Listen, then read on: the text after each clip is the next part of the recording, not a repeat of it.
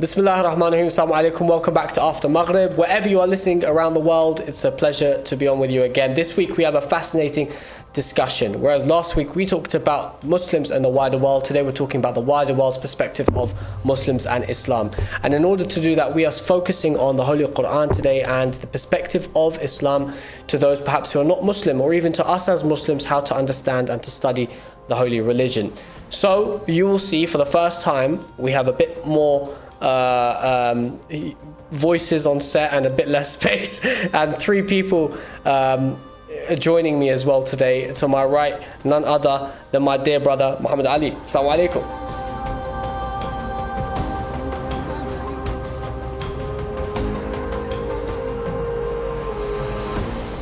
Assalamu alaikum. How you doing? Alhamdulillah, bro. My co-host today. I'm joking. No one can replace Sayyid Ali Ladwi. I'm going to present Jumu'ah nights.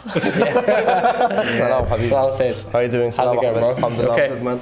Alhamdulillah. Well. Alhamdulillah. So, guys, we obviously, as mentioned, we want to talk about the Holy Qur'an today, and we want to understand the Holy Qur'an, obviously, in a relationship with the Ahlulbayt alayhim assalam ahead of the holy month of Muharram, and of course towards the end of this lunar calendar year as well. So to do that, we want to understand the Qur'an from an internal perspective. Of course, Muhammad Ali is leading a series on Jumu'ah nights on the tafsir of the Holy Qur'an, but also from an external perspective. So in order to do that, we have brought on our dear brother and friend, Wilf Lovatt, who's joined us and has come all the way down from Lancaster to be here. Wilf, hi, welcome to After Maghrib. Thanks for having me. Thanks for coming down. It's your first time in London. Yeah, I'm first time on a podcast as well, so Making a debut. Yeah, absolutely. It's I've enjoyed London since I've been here, to be honest. So, yeah. Good. So, I mean, for those who don't know, Wilf is, if you don't mind me saying, obviously you can elaborate far better than I can, is a social media influencer. He's got over 250,000 followers online, and he's been focusing on the religion of Islam and studying religious texts, which of course started with the Holy Qur'an. You're now 15 suras into the Holy Qur'an, and you are trying to release content regularly. At the same time, you're visiting mosques, communities, speaking to scholars. Have I kind of hit the nail on the head, I hope? Yeah, absolutely. I mean, that's kind of the general idea at the moment. Like you say, I'm currently on Surah 15. I've been doing Qur'an analyses, however you want to say it, for about 6 months now, alongside the mosque visits and, trying out some of the traditions and that type of thing. So, Nice. Yeah. Good. Well, it's an honour to have you on. We've been trying to get you on for a long time, and we've also been trying to get Muhammad Ali on as well for the last 3 weeks since your last appearance. So, Said, over to you. Where do we kind of kick off? Okay, so on the way here to the studio, to the After Maghrib studio, we had a brief chat in the car journey. I picked up Wilf from the hotel, and hopefully I gave you a pleasant experience. Yeah. But for those of us who want to know more about you, first of all, who are you, and why are you researching into Islam? Tell us more about you. Yeah, so rather than who are you? Sorry, I don't know if that yeah, I'm not sure how to approach this, but yeah, so I'm currently 20 years old. I'm in my so I'm in the second year, or I've just finished the second year of my legal studies at Lancaster University. And to be fair, what got me interested in Islam, if that was the broader question, is I've been making content on political, geographical, historical topics for a few years, but not usually speaking on it. For a long time, I kind of just presented facts and that type of thing.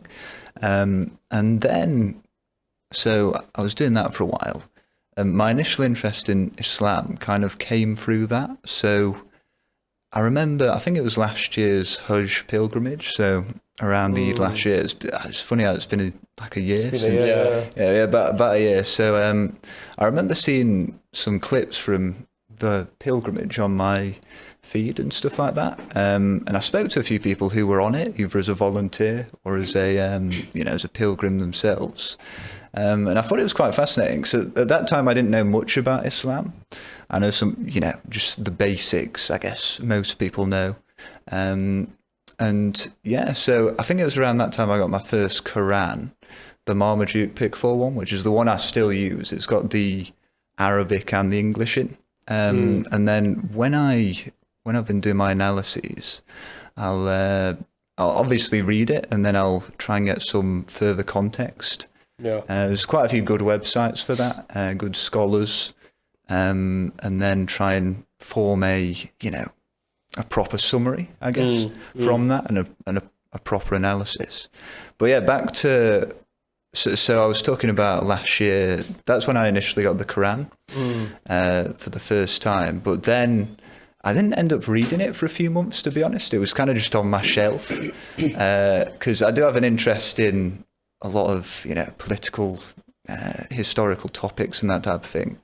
So I kind of put it to the side almost, didn't really think about it. It wasn't anything deliberate, it was just, kind of slipped from my mind.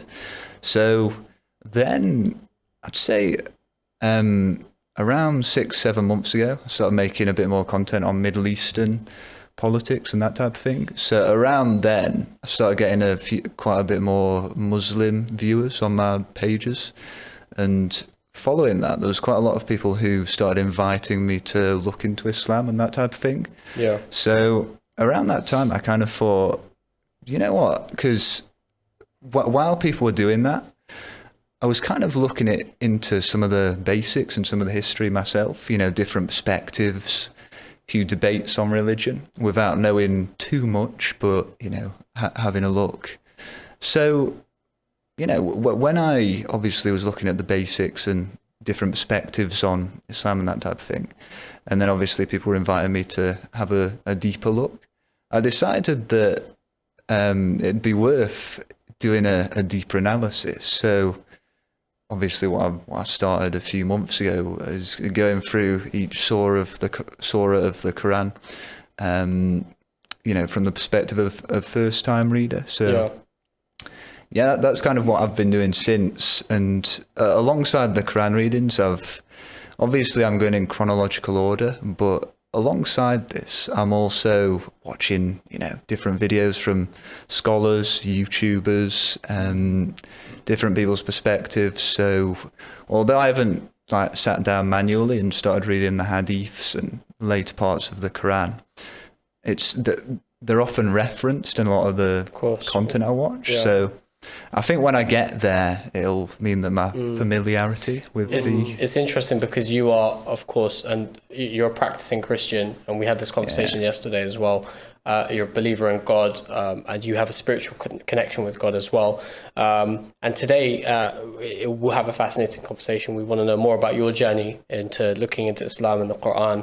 Obviously, Muhammad, from your perspective on the internal analysis of the Holy Qur'an and how the two meet and how they interlink, because I think there's lessons for us to learn, especially for myself as well.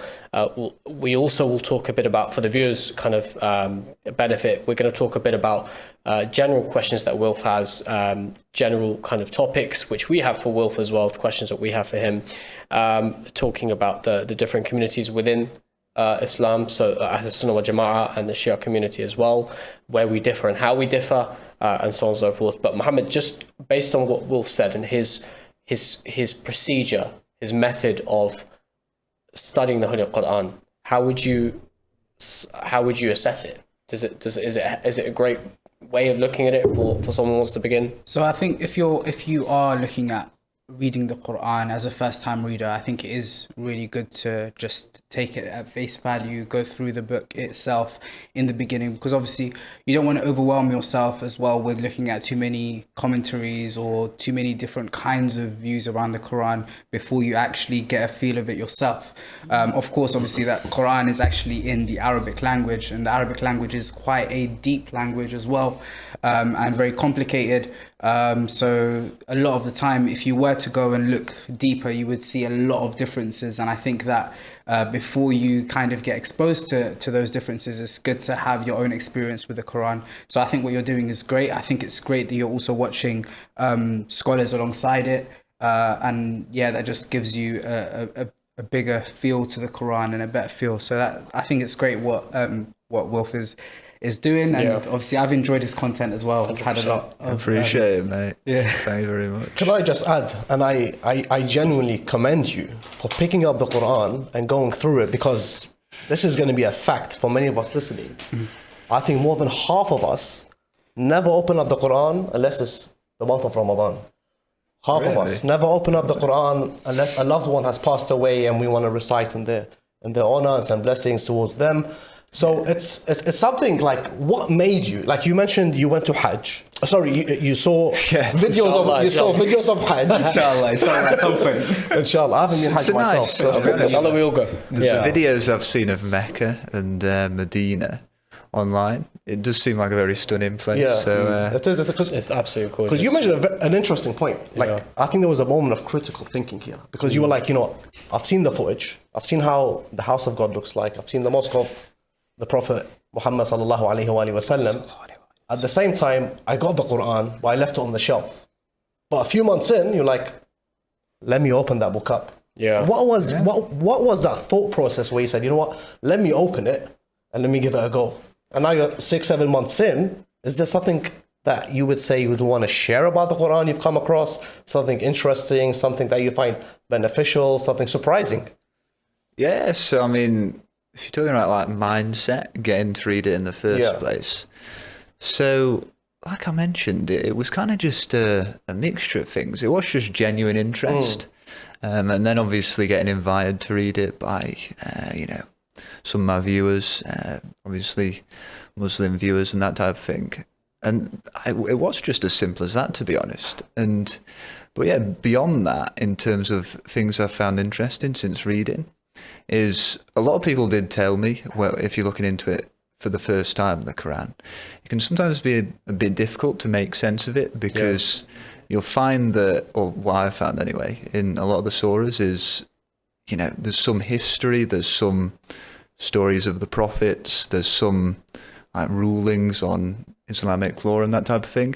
It's kind of a mixture of things. But to be honest, like, I've actually quite enjoyed that kind of structure of the text, because these are all things that do fall within my scope of quite a wide interest. So when when I'm, interpreting or coming across these themes regularly when I'm doing my readings, it kind of reinforces things you've learnt already about the Quran and Islam.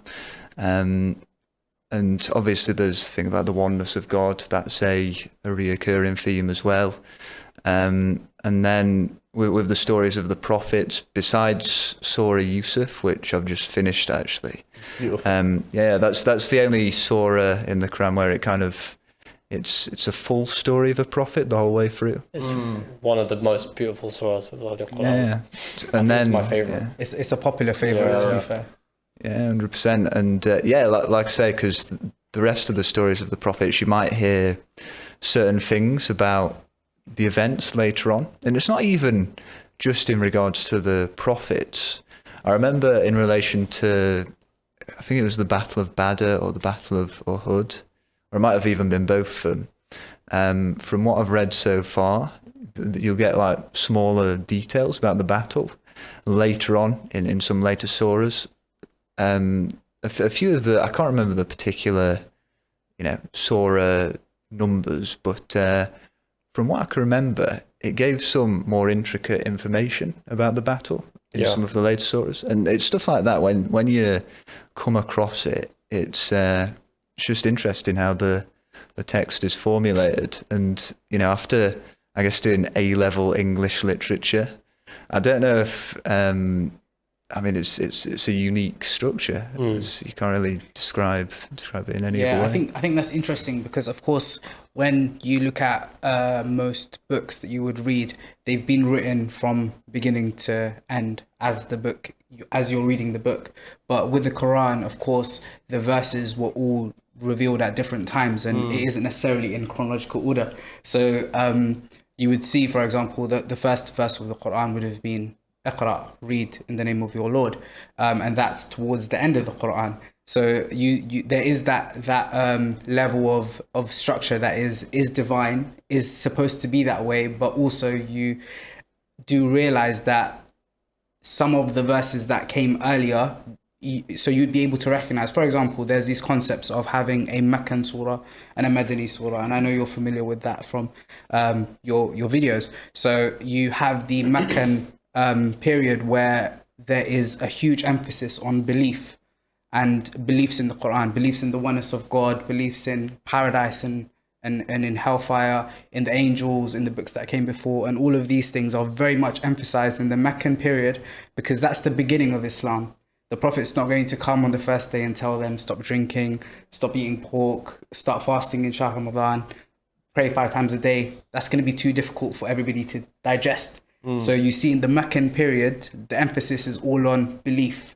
Believe this because of this reason, rational reasons. Believe in God because you see the creation around you. Pray or believe in paradise and hell. That's justice. Yeah. Or all of this emphasis around the beliefs, and then you have the Madani period where there's the emphasis more on the rulings, on the ahkam of praying, and that's because Islam has now been around for a significant amount of time. Now after the Hijrah, now the people are ready to now take on Islamic rulings. Now they're ready to stop drinking. Now they're ready to start praying 5 times a day. So although the Qur'an isn't in a chronological order, with that level of insight, because obviously each surah you'll be able to see whether it is a Meccan surah or a Madani surah. So based on that insight, you would be able to kind of understand why that verse, why that chapter is focusing on what it's focusing on. So yeah. Have you found anything in particular that you've read so far which really stood out to you? Maybe a story, a particular surah? And also, can I add to that question as well? Yeah. As a Christian, I'm assuming that you would have gone through the Bible to some extent and also be familiar with, because a lot of the prophets that I mentioned in the Quran as well are also obviously mentioned in the Bible. So in terms of that, was there anything that stood out to you that you were already familiar with? Like, as you said, you're reading stuff that you already almost know, right? So anything that really stood out to you that stood out very similar to Christianity and the Bible, or anything else that stood out to you as Ahmed asked? Yeah, well, it's interesting that you raised the point because, to be honest, when reading the Bible, most of my knowledge of Christianity comes from just like school assemblies from when I was at Christian primary school, essentially. I don't think I've ever actually, which is quite bad, as a Christian, I don't think I've ever sat down and read the Bible, like a whole book or cover to cover, essentially. So as a result, it is, like you say, some of the stories are certainly familiar, like with Surah Yusuf, because I do remember many of the stories when they were discussed or presented to us when I was quite young. It was basically just an infant growing up to be a junior just before secondary school.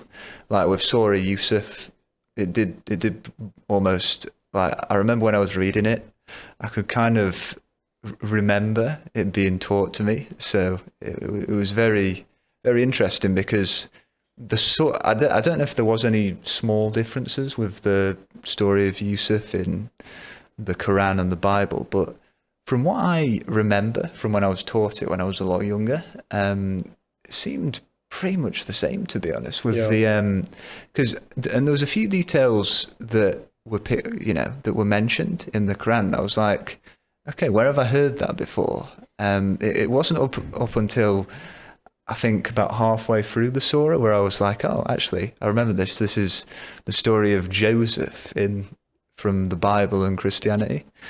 I think it was the part where it's the thing about the cows. The cows, yeah. So I remember that. But yeah, that's kind of where we've got up to be honest. Nice. Cool. I think there's obviously so much which we want to go through today, so you have to bear with us. Can I ask about your experience with the Muslim community and also in terms of practice or your testing of practice? So of course you became really an internet sensation, especially in Shahr Ramadan, and you'll know this obviously. Your social media went bazonkers in Ramadan in terms of your followers and your engagement, which is amazing. And every day, for me at least, it was fascinating to see what you would have for suhoor and what you would have for iftar and how you'd find your fast. And if I'm not mistaken, you completed about 15 fasts across the month. Firstly, in terms of Ramadan, why did you fast? And secondly, how did you find it? Yeah, so when I started reading the Qur'an and, started my journey with Islam, as to say, I noticed, like, maybe a week or two in, I didn't realise that Ramadan was so nearby. It was only about a month after I initially started my Quran reading. So a lot of people actually recommended, to try out a few days of fasting and see how I found it. So I kind of initially thought, okay, let's do 10 days and see how it goes, because it's not something I've actually done before, fasting. And I've got a fast metabolism because I've got kind of a background in long distance running and that type of thing. And I'm quite tall as well, so it doesn't help with that. But so I was like, okay, let's try this out and see how we get on. The interesting thing for me with the Ramadan fasting, something I didn't actually know before, up until this year, surprisingly, is that it was no food and water. I initially thought it was just no food, and it was kind of like a water intermittent fasting. Yeah, because I know a lot of people do intermittent fasting for like health reasons and stuff. Yeah, even quite a lot of non-Muslims do ask that question when they say, not even water. Not even water. Yeah, 100%. So that was kind of the aspect where I was like, okay, this could be a little bit difficult, but I followed the advice. There's some very good advice online, and a lot of my Muslim viewers or some people I was speaking to very kindly gave some advice about, how to prepare for suhoor, how much water to drink, in what moderation and that type of thing. So I think what I did, thinking back, so with suhoor, a lot of people recommended just having something light, something that isn't going to, I guess, bloat you before you go to bed. So, which is a mistake that a lot of Muslims still do. I think I remember some of your suhoors. Can I try? Yeah. Weetabix. That was the first one. Banana. Proper English. Oats, yogurt, dates. These are the stuff that I was seeing on your timeline daily. Yeah, I moved on from the Weetabix because I remember I had it and then, I ate it and then went to bed about an hour later after I'd done the video and, I'd drank the water and stuff. But I did feel a bit bloated, when you get a bit of heartburn when you go to bed. So I was like, okay, it's not doing it for you. Yeah, so I was like, am I just going to have to firm this for the period, or should I maybe change it up a bit? So luckily, a lot of people recommended something lighter, so just a banana and a yogurt or something like that, because it gives, I guess a necessary amount of nutrients while also not bloating you. So I'd have that, and then I'd also drink 2 litres of water, I think, over the course of about half an hour to an hour. Wow. That's quite a lot of water. That's a lot of water for daily intake. Yeah. Maybe not 2 litres, but between like one to 2. That's still a lot of water. Yeah, because that's wicked. Yeah. I spoke to someone like at an event a few weeks beforehand, and they said they recommended drinking like 7 to 8 glasses of water. Yeah. During suhoor, they said that's what they did. they were just worried for you, bro. Well, but you did a really good job. 15 fasts in Ramadan it's amazing. My Allah bless you, honestly. That was amazing, absolutely amazing. Honestly, 15 whole days. Appreciate it. First time, and did you feel like at any stage during those fasts, or from when you started your journey into researching into the Quran, when it comes to like your friend circle or your peers at university or family, did they say like, Wilf, what are you doing? Like, what's going on? Did you face any of this or no? So there was some interest, but I wouldn't really say any of it was negative, luckily. It's quite nice. How would you, what about in terms of the spirituality element? So obviously Ramadan is such a spiritual period. You went to the mosque a lot, and you went to Eid al-Fitr prayers as well and whatnot. How was the spiritual element for you, the environment and the aura? Well, it was very fascinating to experience for the first time, because before Ramadan, before Eid, of course, I don't think I'd ever been to a mosque like inside before. So, when you mix that with going there for the first time, meeting the community, speaking to people about their experience practicing Islam and that type of thing. I found it very fascinating. And when you talk about the spirituality aspect, so I think I mentioned in a couple of my videos actually, I didn't listen to music throughout the period. I substituted that in with nasheeds and Islamic podcasts. He does so much more than a lot of us, a lot of Muslims, honestly. Yeah, so which I'll be honest, because I am a musician. Like I play the trumpet, the piano, and guitar, right? And I also, so it's one of my favourite things, if I'm being 100% honest, which probably isn't, you know. That's okay. No, that's fine. How did you find that though? Was that hard for you, being someone that's a musician and like not being able to do what you love? Well, it was difficult to the end of it, because I do just like, you know, when I'm just chilling sometimes, I'll just randomly pick up the guitar and start like playing some riff or something. So I couldn't do that. And but do you know what? It's interesting, because although I substituted the music out with nasheeds and Islamic podcasts, I still actually listen to nasheeds to this day. I kind of listen to it alongside what I usually listen to. Can I recommend a nasheed artist to you? Yeah, sure. Yeah, Sayyid Ali Rawawi. He's honestly, he's a nasheed artist. How did I not realise? 1000% serious. He's amazing. 10 out of 10. Yeah. You'll see after we've finished filming. You guys are. Yeah. I never know. I'll have to have a look then. Yeah, he's well known. Is it in? Yeah. Wasim Karbelai. Is it in Arabic or? It's no. I mainly recite in English, and I keep the Arabic outside of studio work. Oh, sorry, I keep the English outside of studio work. Excellent, because I think I'm just trying to think. So someone told me the requirement for like to qualify as a nasheed instead of like a piece of music almost. And so obviously there's no musical instruments, but there's like a very specific drum you can have. And then there's obviously you can sing or vocals, I guess. Yeah, so there is difference of opinion usually with regards to what instruments are allowed and what isn't. But usually that drum, the one that you would be referring to, would be the one with no back, if I'm right. I think they call used to it use deaf. it. Yeah, the So deaf, that one- exactly. They used to use it in war, and it was very common at the time of the Prophet as well. Even when the Prophet entered into Medina, there are some reports that the people of Medina would have hit that type of drum specifically in welcoming him. So yeah, with regards to like Islamic history, that specific instrument does have quite a bit of significance, and that's why generally speaking in nasheeds it's used, because that's what would have been used at the time of the Prophet. Cool. Yeah. All right, guys. So moving the conversation further.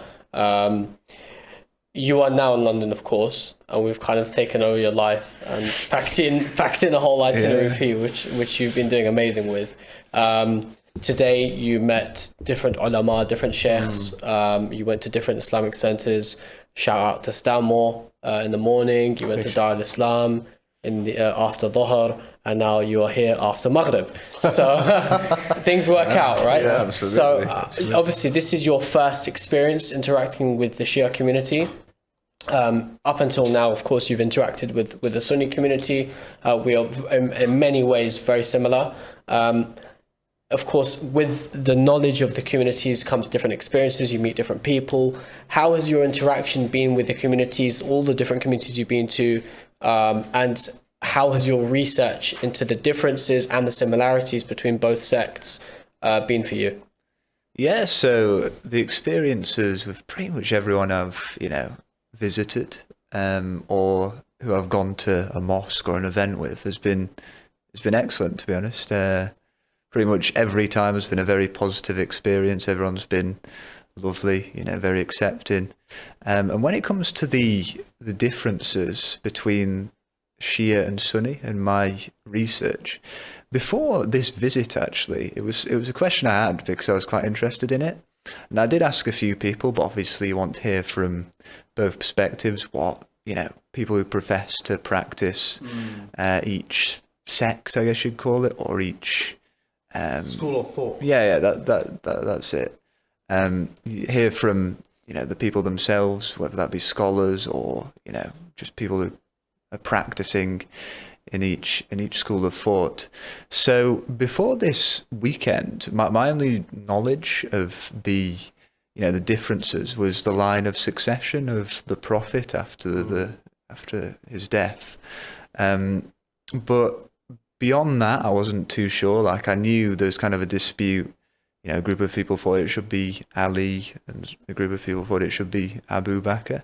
And up until pretty much today, actually, the sheikhs actually outlined, the Shia sheikhs today who I spoke to, outlined, in quite comprehensive detail how that kind of worked, the line of succession, and then following on from that, what happened with slightly different practices in some instances in terms of how the salah prayer is performed, and that sort of thing.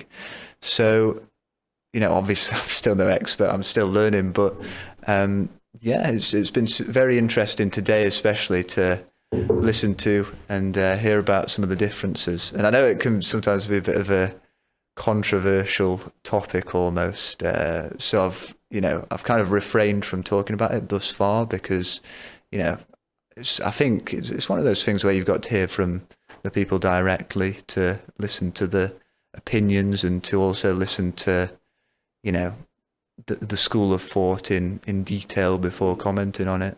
So yeah. I mean, but you're a researcher, right? So it doesn't have to be always controversial. A lot of the time it can be academic. I mean, me and Mohammed met up last night and we had a really nice chat, and we talked about black and white differences and similarities between the schools of thoughts, and how we feel, at least as a podcast, said, I'm sure you'll agree, but we try to exclude the emotion with it and look at the rationale when it comes to opinions, especially the opinions of Shia Muslims. And with the rationale then comes loyalty, and with loyalty then comes emotion for us. And that emotion, of course, fills us with pride and honor to be followers of Amir al-Mu'mineen Ali ibn Abi Talib alayhi salam, to be followers of Imam Ali, who of course himself was a follower of the Holy Prophet Muhammad sallallahu alayhi wa sallam, and to be given the title of being a follower of Ali, a Shia of Ali, in itself is something that fills us with pride. And we know that that is all encompassing, because being a follower of Ali is being a follower of Muhammad. Being a follower of Muhammad is to abide by the rulings and the commands of Allah subhanahu wa ta'ala.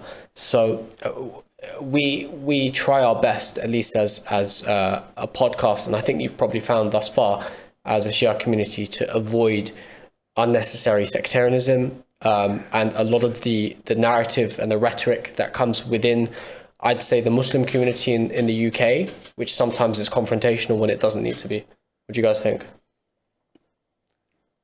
I echo every word you said. I think that's literally what makes our beliefs and our aqidah something that we are comfortable with. Like, if someone ever wants to approach any of our ulama, any of our scholars, or anyone who practices the 12 school of thought, is that ask us, inquire with us. We're not going to shy away from it. We're not going to hide anything away from you. We're going to be legit. We're going to say it as it is and as clear as day. I'm not trying to say other school of thoughts don't do this, but what I'm trying to say is that we are proud of our history, and we are proud of our belief. We are proud of our aqidah, that we are comfortable to say that these are the pristine teachings of Rasulullah Muhammad sallallahu alaihi wasallam, as told by him. And so our source always goes back to, as Ahmed alluded to, which was Imam Ali represented Rasulullah in every sense, is that Rasulullah ultimately goes back to Allah subhanahu wa ta'ala. So there's always like a direct chain of connection from the Creator to his messengers and to his representatives on this earth. And, in our car journey on the way here, we spoke a little about, should we look at the differences? But something I noticed is that you had a photo uploaded today on your Instagram page, okay? And it was based on a visit you had at Dar al-Islam Centre here in Northwest London. And I was just going through the comments. Yeah. I don't want to take the conversation this way, but I was just going through these comments, and I was like, why would you do this to someone inquiring about Islam? But I just want to know, what is going through your head when you read such comments? Because you visited a Shia center, for example. Yes, I mean, like I said, that's why I said it's kind of a bit of bit of a difficult subject, almost a bit controversial almost when you're covering it. I do understand, like, of course, you know, if someone's been exposed to a certain narrative about, you know, Shia or Sunni, whether you practice any school of thought, how, you know, that can sometimes turn into a negative thing, and then as a result, you know, since that's how you've been raised, you kind of carry that train of thought on. But to be honest, when it comes to comments and stuff like that, I think it's important when you're looking at comments and addressing, like, either criticism or constructive criticism, to understand whether, you know, the person, I guess, making the comment is actually trying to offer this comment as offering potential benefit, or whether it's from a place of maybe emotion, I guess. So when I look through comments maybe of a post from today, for example, I understand, you know, there's a lot of emotion attached to the subject, and I think when you look through the comments, it's probably mainly an emotional response from certain people.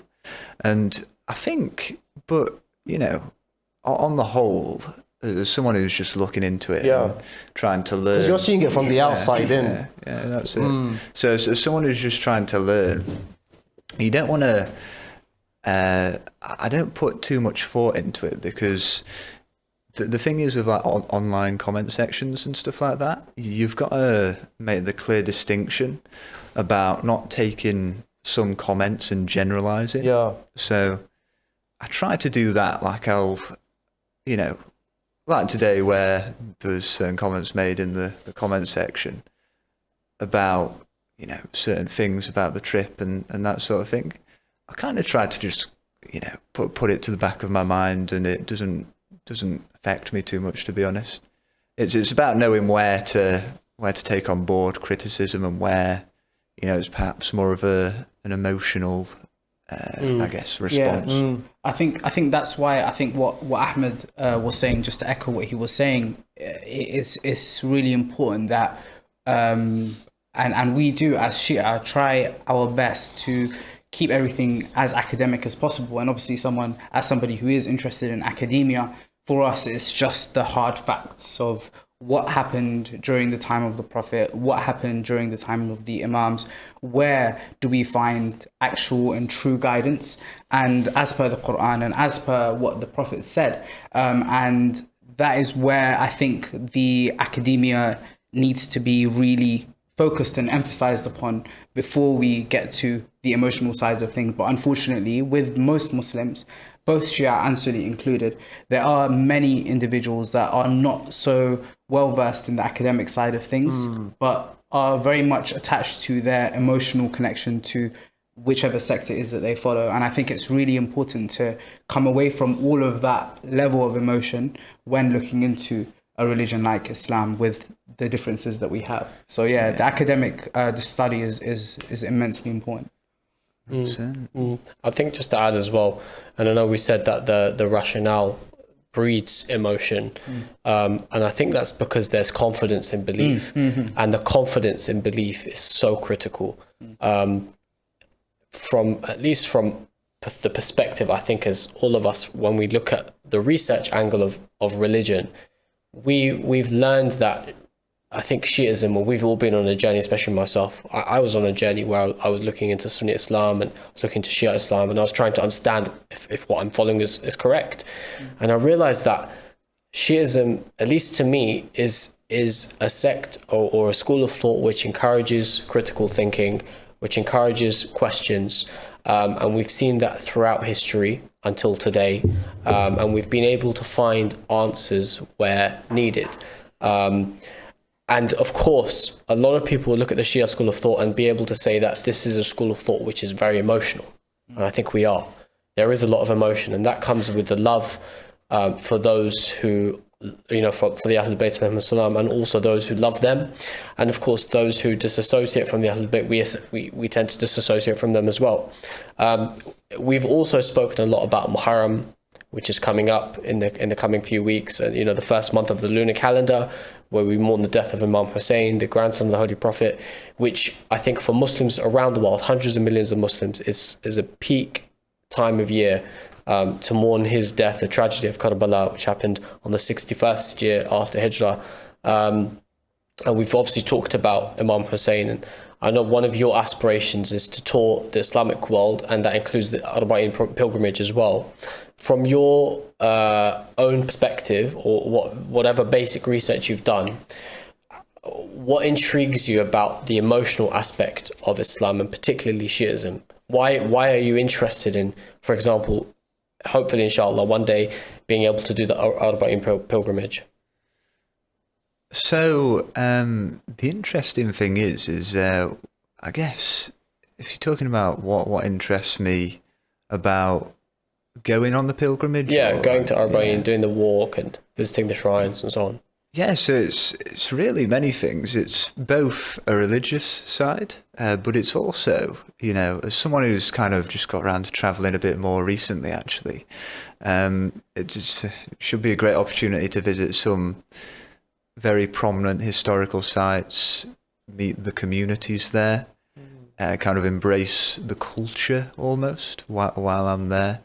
So all these sorts of things, you get when you go on a trip like Arbaeen, from what I've seen, from what I expect if I do manage to go on it, is, it's of course the doing of the pilgrimage, and then also you've got like I say, speaking to people, speaking with other people on the trip, their reasons for going, whether that be religious. I know a lot of non-Muslims have started going. A few, there's been a few vloggers and that type of thing who've done the trip in the past few years since it's been safe to go.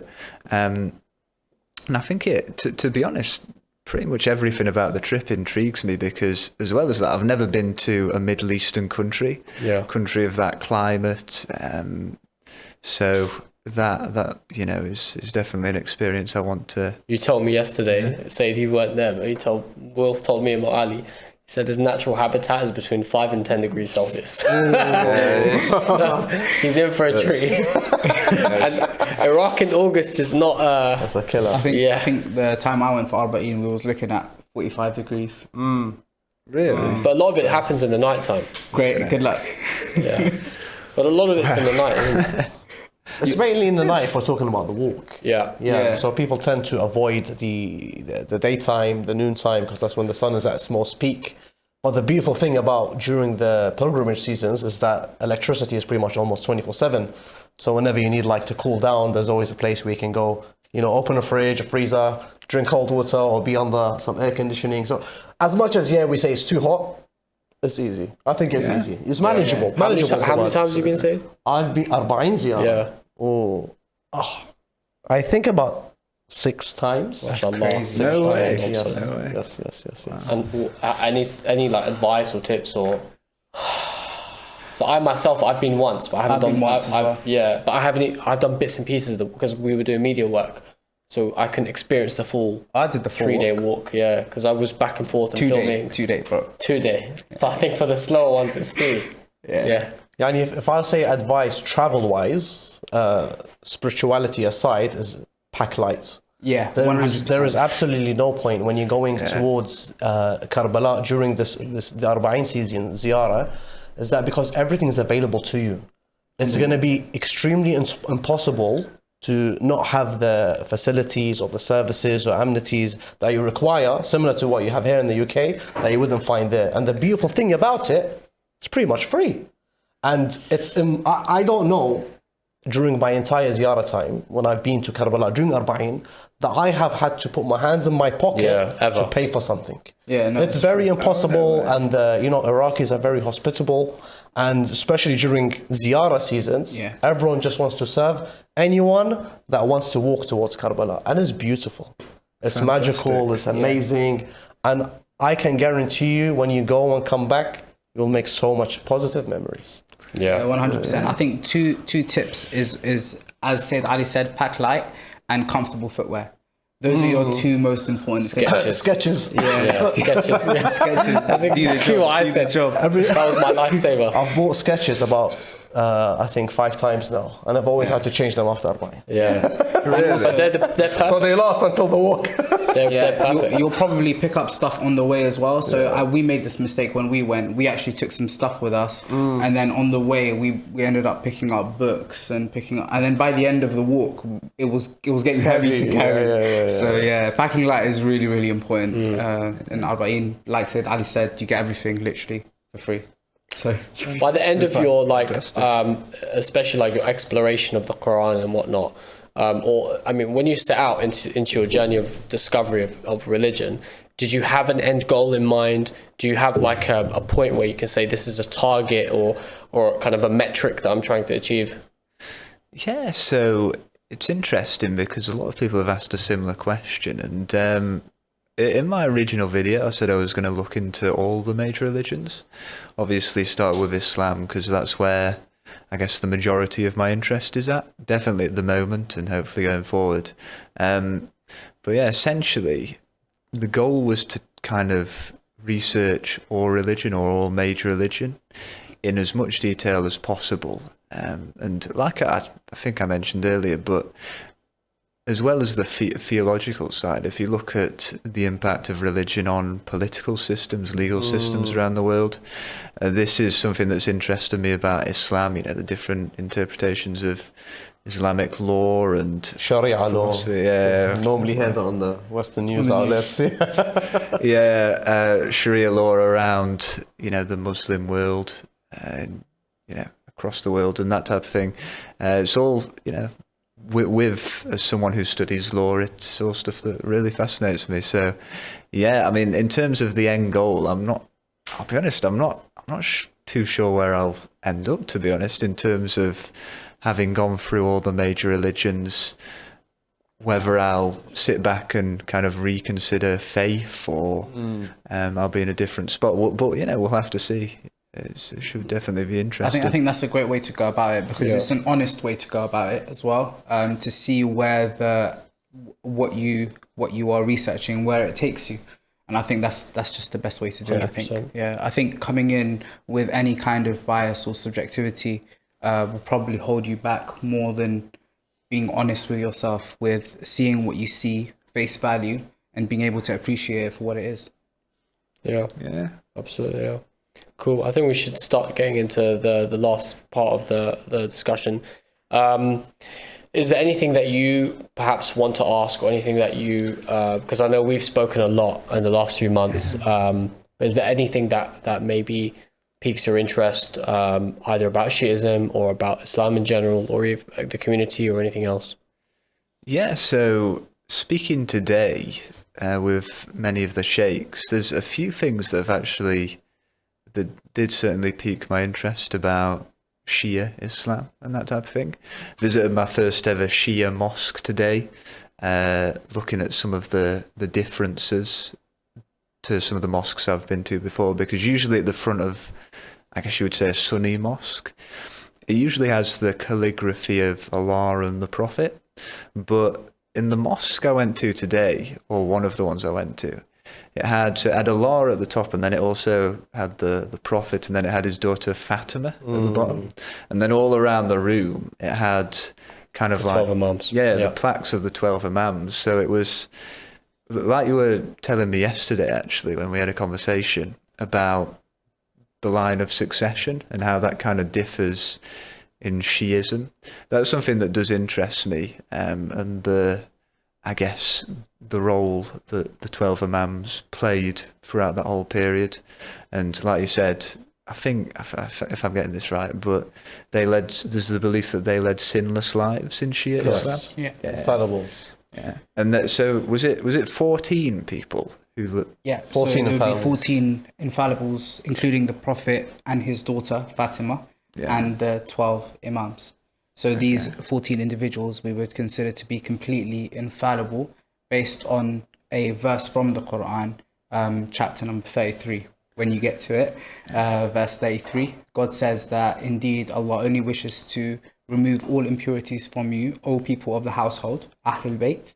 the word we were discussing yesterday, and to purify you a thorough purification.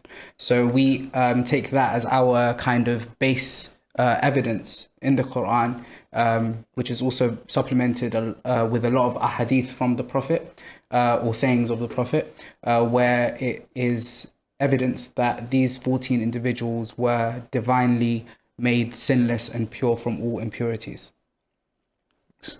So, and I think something else, if we can also refer to the Quran when it comes to this, chapter 33, verse 33 is a lovely one, everyone always uses. But I think there's another one, correct me Muhammad if I'm saying it incorrectly, it's قُلْ مَا أَسْأَلُكُمْ أَجْرًا إِلَّا مَوَدَّةً فِي الْقُرْبَى, which is basically Allah subhanahu wa ta'ala, he's saying, you know, tell the people, tell the Muslims that I'm not asking anything from you, except that you have nearness and love towards my family, to my near ones. And that's one of the things. And then, you know, we also have this world of hadith and narrations by Rasulullah. And there are many authentic narrations. We come across one in particular, it's called Hadith al-Thaqalain, where Rasulullah sallallahu alayhi wa sallam, he says to all the Muslims, to all the believers out there, that I am leaving behind two weighty things. The Qur'an, the book of Allah, and my Ahlulbayt. My Ahlulbayt, my Ahlulbayt, which he alluded to 3 times on many, many occasions. So these are like many reasons why maybe you'll enter a Shia mosque or some Shia Husseyniyat, some Shia Imam Bargas. You will see us have, with the calligraphy of La ilaha illallah, Muhammad Rasulullah, the names of the Ahlul Bayt, the Ma'asumeen, alayhum salam. And also, I think another important point to note is that when we look at the Qur'an, when we look at the groups of people that existed at the time of the Prophet, there's 3 groups of people that are spoken about in the Qur'an. Either it is the general companions, the wives of the Prophet, or the Ahlul Bayt, the household of the Prophet. We see that with regards to the companions, there are positive verses and there are negative verses. With regards to the wives, we have the same thing. We have positive verses and we have negative verses. But it's only the Ahlul Bayt in the Qur'an that is mentioned as a group that is only ever spoken about positively. So we spoke about the verse 33. We spoke about this verse where the Prophet said that I do not ask you of anything except to be kind and virtuous towards my family. There's the verse that we spoke about yesterday and one that you've alluded to in your clips with regards to the Prophet meeting with the Christians. And it was in that event that he brought all of his family along. Mubahala, right? And that again is significance and the importance of the family of the Prophet, that those were the people that he decided to bring along with him when challenged with regards to the faith and with regards to the religion. These were the foremost important people to him, even though 2 of them would have been little children at that point. So yeah, that we see a lot of emphasis in the Quran with regards to the Prophet's family, and they are only ever spoken about positively. So for us, that it's logically and rationally the safest people to follow from the Quran, and the most beautiful, of course, to follow in terms of their example of the Prophet and how they followed the Prophet. Of course, this is, as it goes without saying, this is our belief. Yeah. So in no way do we want you to feel cornered or we don't want to impose anything on you. And I think from our own research we've come to these conclusions, and you will come to your own conclusions through your own research as well. I think it goes without saying. And a final word as well, like the Shia community is highly misrepresented, it's highly misunderstood. But ultimately, you are the judge yourself, and those you meet and those who you deem to be trustworthy and reliable individuals will be adequate representatives of the Shia school of thought. And the same for Ahlus Sunnah wal Jama'ah. There are some amazing scholars, amazing individuals from the Sunni community who we associate with and who we break bread with and who we have great respect for as well. So I think all Muslims, all of your followers would want to thank you for bringing your knowledge, your research to us as a Muslim community, for allowing us to learn from you. So thank you so much, Will, for everything you do. Hopefully it's not the last time we see you on After Maghrib. I know we've got obviously some stuff in the pipeline together, which is really exciting. And yeah, man, hope you have a great stay in London. You're really getting the full London experience now with the the kebabs and like the fried chicken and everything. Yeah. But hopefully you can engage a lot more with it. And yeah, man, it'd be great to have you back on again soon. Also, just before we finish, I've got 2 books to gift to you. Wow. Wow, wonderful. Wow. Fantastic. Really appreciate that, mate. Yeah, you can open them up now. So one of them is a abridged exegesis of Surah number 7, which you would have already read.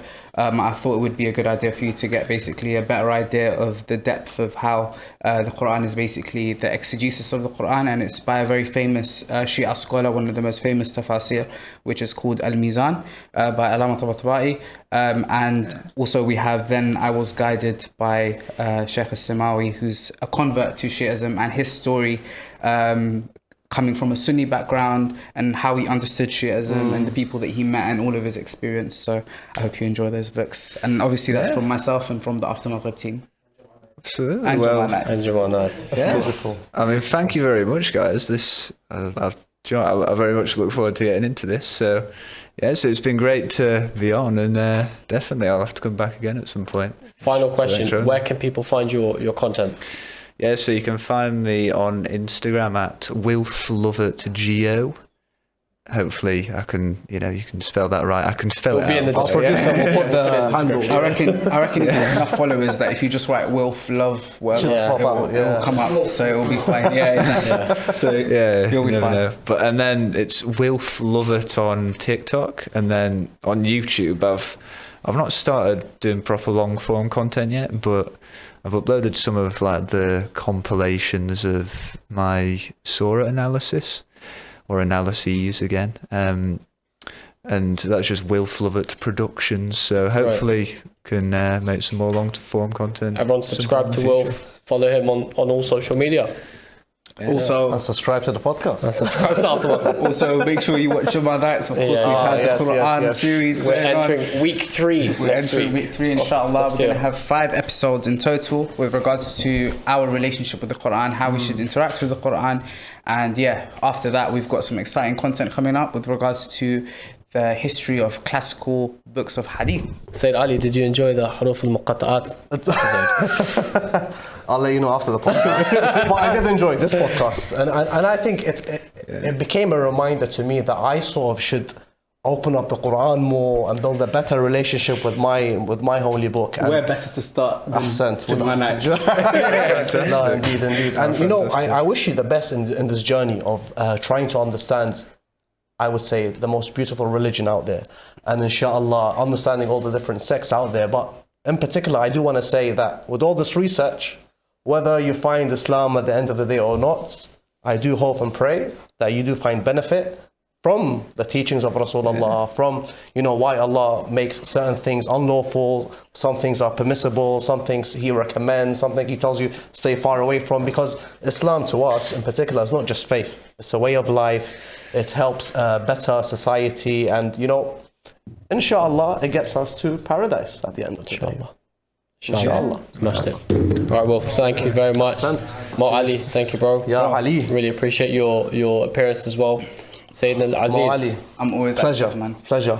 Wolf, love this conversation. Cheers, mate. Guys, make sure you subscribe to After Maghrib. We will be Excellent. back next you. week while these guys still chat. Make sure you subscribe. We've got obviously a lot of content coming up in the next couple of months, and we need your dua because we've got a lot to do, and we can only do it with your support. So yeah, we will see you next week. Take care. Assalamu alaikum wa rahmatullahi wa barakatuh. Alaikum salam.